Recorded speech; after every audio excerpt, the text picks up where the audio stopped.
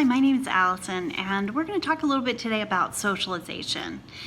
So this is one of those things that I know is on the top of the list of concerns among many learning coaches, and it's probably the thing we get asked the most. So I'm sure many of you have already been asked about this by your friends and relatives and so forth.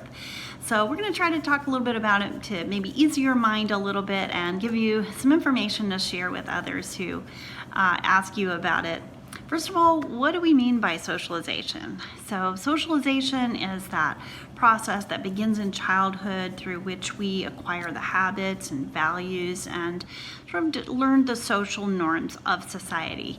It's also the actual act of socializing with others, social interaction with others. So it's there are two parts to it, and it turns out that the process of socializing, getting along, and interacting with others is the way that we learn those social skills. So as parents, we obviously want our children to develop the ability to get along with others, to communicate, to get their needs met, to collaborate, and so forth. So these are skills that are important for our children's development. So socialization, yes, it is important.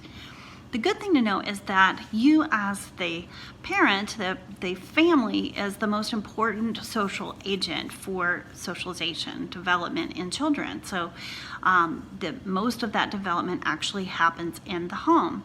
So therefore, if you're educating your family at home, you absolutely can help your child develop strong social skills right in the home.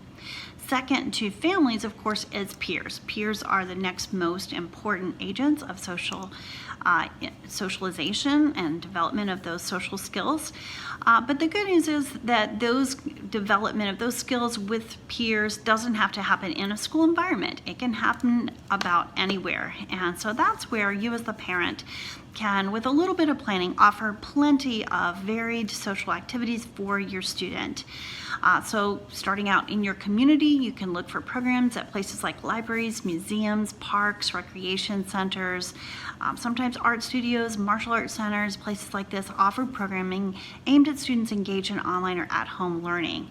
So you can find all sorts of activities from sports to the arts, theater, dance, and so forth, probably in your local community.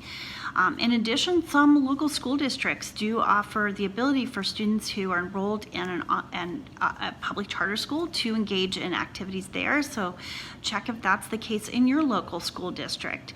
Sometimes arts programming and sports programming are available to our students, but this varies widely across states and across the country. So check your local area for that. In addition, sometimes religious communities will offer programming for students engaged in online or at-home learning.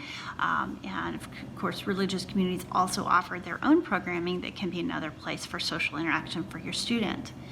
In addition, look within your school environment. Even within Class Connect, students can have a little bit of social time at the end of a session. As they get older, they'll start to collaborate with others, interact through discussions, and so forth. So even within Class Connect sessions in the virtual environment, our students engage socially. In addition, K-12 offers programming at the national level. You've probably heard about the K-12 student club programs. You can find information about these at www.k12.com/K12-student-clubs, or just keep an eye on the announcements for information about upcoming clubs. These are available for students of all ages and grade levels, and they're a whole lot of fun, so definitely check those out. K-12 also offers some programming, some competitions and recital opportunities and things like that, so keep an eye on your announcements for those. Your local school may offer some of its own programming. Some schools are able to offer things like field trips and other face-to-face events, and that varies widely around the country.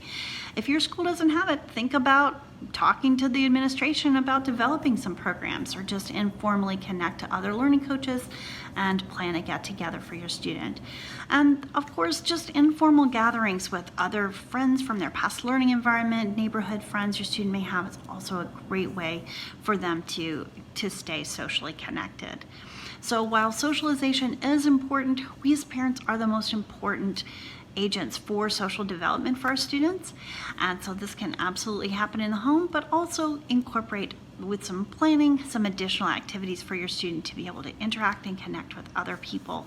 Other young people their own age are especially important, but one nice opportunity our students have is they do get to engage as they go around town with us to interact with people of all ages and all different types of people around town, and that also helps in their social development.